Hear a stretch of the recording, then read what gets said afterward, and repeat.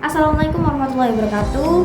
Perkenalkan, nama saya Elvira Solihah Dislami dengan NIM 0904062357 akan mempresentasikan tugas manajemen resiko, yaitu menganalisis manajemen resiko pada aplikasi e-commerce.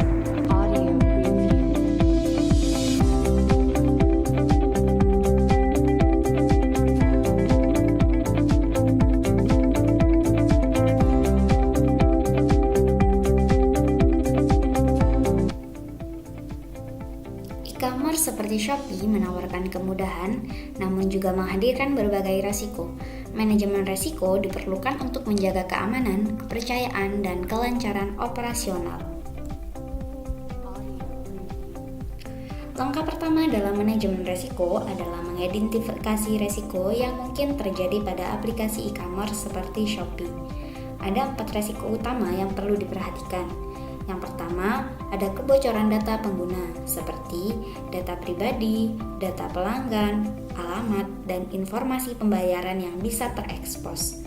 Yang kedua, ada gangguan sistem atau downtime yang membuat aplikasi tidak bisa diakses dan mengganggu aktivitas jual beli. Yang ketiga, ada penipuan transaksi oleh pembeli atau penjual yang dapat merugikan secara finansial. Lalu yang terakhir, ada kerusakan atau keterlambatan pengiriman yang berdampak pada kepuasan pelanggan, barang tidak sampai, hilang, ataupun yang lain. Setelah resiko teridentifikasi, langkah berikutnya adalah menganalisis tingkat kemungkinan dan dampaknya. Contohnya, kebocoran data pengguna memiliki kemungkinan sedang, tetapi berdampak tinggi karena menyangkut reputasi dan hukum. Lalu yang kedua, gangguan sistem memiliki kemungkinan tinggi dan dampaknya sedang karena bisa menghambat transaksi dan juga mengurangi omset bagi penjual. Lalu yang ketiga, penipuan transaksi juga berdampak tinggi karena merugikan finansial dan menurunkan kepercayaan pengguna. Untuk kerusakan logistik berkemungkinan tinggi dan berdampak sedang karena pengguna merasa kecewa, butuh pengembalian dana, dan penanganan komplain. Pada tahap evaluasi, kita menentukan resiko mana yang bisa ditoleransi dan mana yang tidak. Untuk kebocoran data bisa dipantau melalui audit keamanan secara berkala, log aktivitas, dan sistem deteksi intrusi atau IDS. Kebocoran data pengguna tidak dapat ditoleransi karena merusak kepercayaan dan bisa memicu tuntutan hukum. Penipuan transaksi bisa dipantau dengan sistem fraud detection, verifikasi transaksi mencurigakan, serta laporan dari customer service. Penipuan transaksi juga tidak bisa ditoleransi karena kerugian finansial dan kepercayaan pengguna. Gangguan sistem atau downtime bisa dipantau dengan monitoring server 24/7, dashboard uptime, dan notifikasi error otomatis. Gangguan sistem tidak bisa ditoleransi penuh karena menghambat layanan sehingga perlu pengelolaan yang baik. Kerusakan logistik atau pengiriman bisa dipantau melalui sistem pelacakan paket atau tracking, laporan keterlambatan dari kurir, dan feedback pelanggan. Kerusakan logistik bisa ditoleransi sebagian dengan kompensasi, namun tetap harus diminimalkan.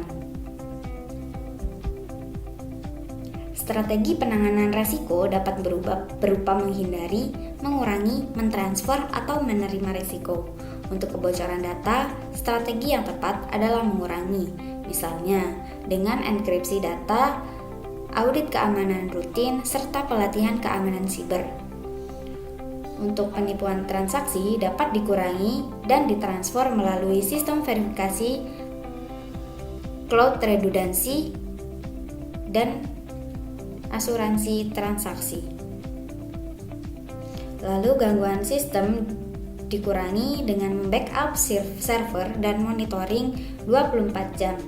Untuk kerusakan logistik dapat dikurangi atau ditransfer dengan kerjasama kurir terpercaya. Setelah penanganan dilakukan, resiko harus terpantau dan ditinjau secara berkala. Untuk kebocoran data dilakukan audit keamanan dan pemantauan log akses serta sistem deteksi intrusi atau IDS. Untuk gangguan sistem dipantau melalui dashboard uptime dan notifikasi error otomatis serta laporan bug dari pengguna. Untuk penipuan transaksi bisa dipantau dengan analisis transaksi mencurigakan secara real time. Lalu untuk kerusakan logistik bisa dipantau melalui sistem pelacakan paket secara tracking dan feedback pelanggan serta analisis performa kurir. Lalu yang terakhir, komunikasi dan dokumentasi menjadi kunci keberhasilan manajemen resiko. Pihak-pihak yang harus terlibat antara lain yaitu tim IT dan keamanan, tim operasional dan logistik, tim legal, customer service, serta manajemen. Semua resiko harus dicatat dalam risk register yang berisi deskripsi, probabilitas, dampak, dan langkah mitigasi. Selain itu, laporan insiden dan tindakan korektif perlu didokumentasikan dan dilaporkan secara berkala kepada manajemen dan tim terkait untuk perbaikan kelanjutan. Sekian presentasi dari saya ucapkan terima kasih. Wassalamualaikum warahmatullahi wabarakatuh.